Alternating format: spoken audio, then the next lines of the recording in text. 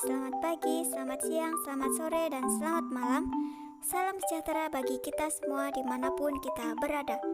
Pertama-tama, perkenalkan saya Utari Yoga, mahasiswa Universitas Veteran Bangun Nusantara Sukoharjo, semester 7C, dengan dosen pengampu mata kuliah Inovasi dan Analisis Kebijakan Pendidikan, Dr. Radosmidawati Suswandari, Magister Pendidikan. Nah, di sini saya akan menyampaikan sedikit materi mengenai kurikulum 2013 dan keterampilan guru abad 21. Langsung saja, di sini ada kurikulum 2013. Nah, ada keterampilan antara kompetensi lulusan, kompetensi dasar, dan mata pelajaran untuk sekolah dasar. Di sini ada kompetensi inti dari kelas 1, kelas 2, kelas 3, kelas 4, kelas 5, dan kelas 6.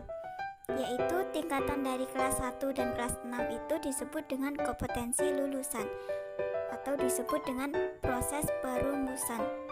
Dan ada juga himpunan kompetensi dasar.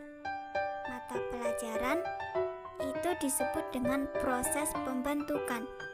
Nah, kurikulum 2013 itu sendiri menekankan pentingnya kompetensi sikap atau spiritual dan sosial lulusan, atau disebut juga dengan memanusiakan manusia.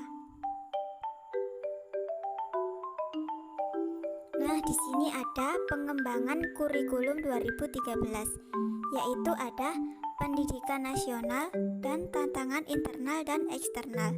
Itu dibagi menjadi 4, yaitu yang pertama, penataan pola pikir dan tata kelola. Kedua, pendalaman perluasan materi. Ketiga, penguatan proses. Dan yang terakhir keempat adalah penyesuaian beban. Dan ada juga pola pikir kurikulum 2013, yaitu kesiapan peserta didik, tujuan pendidikan nasional, dan kebutuhan itu dijadikan satu menjadi standar kompetensi lulusan atau SKL satuan pendidikan, lalu dipecah lagi menjadi standar proses, struktur kurikulum, dan standar penilaian KIKD dan KD Mapel. Keempat tersebut dijadikan satu menjadi silabus. Nah, silabus itu dipecah menjadi panduan guru. Panduan guru itu merencanakan pembelajaran, buku teks siswa, penilaian pembelajaran, pelaksanaan pembelajaran itu, dan ada buku pengayaan.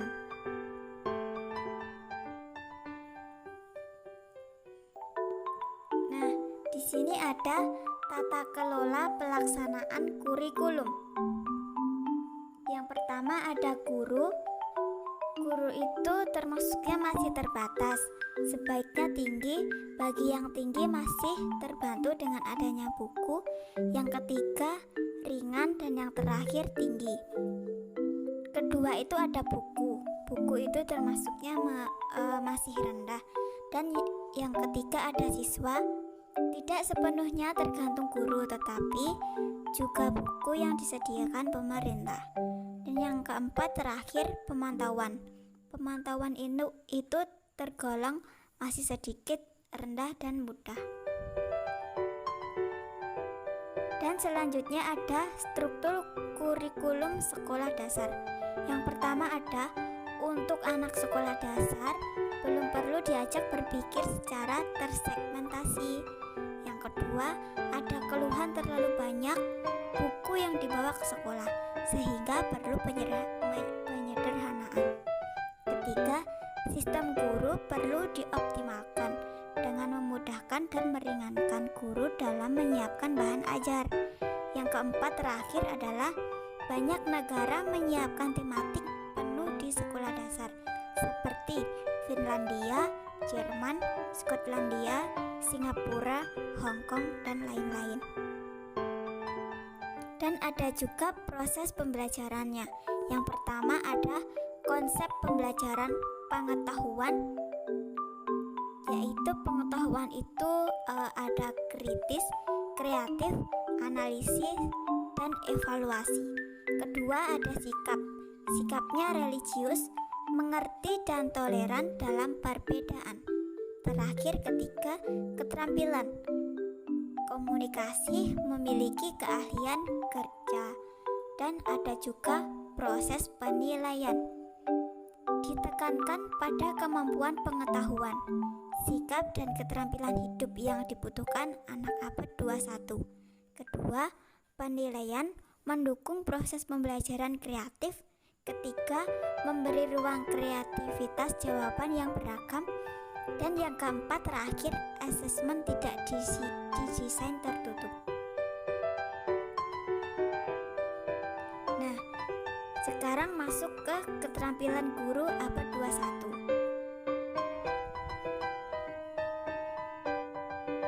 Keterampilan yang harus dimiliki guru abad 21 menurut International Society for Technology in Education.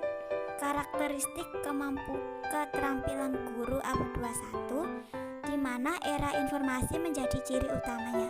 Ada 5 kategori, yaitu yang pertama, mampu memfasilitasi dan menginspirasi belajar dan kreativitas siswa.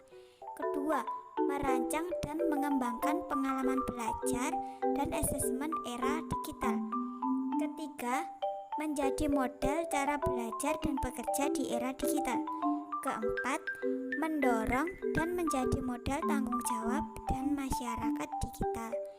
Yang kelima terakhir, berpartisipasi dalam pengembangan dan kepemimpinan profesional.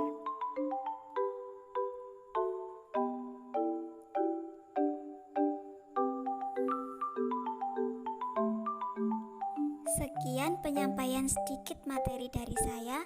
Kurang lebihnya saya mohon maaf yang sebesar-besarnya. Selamat pagi, selamat siang, selamat sore, dan selamat malam. Salam sejahtera bagi kita semua. Bye-bye.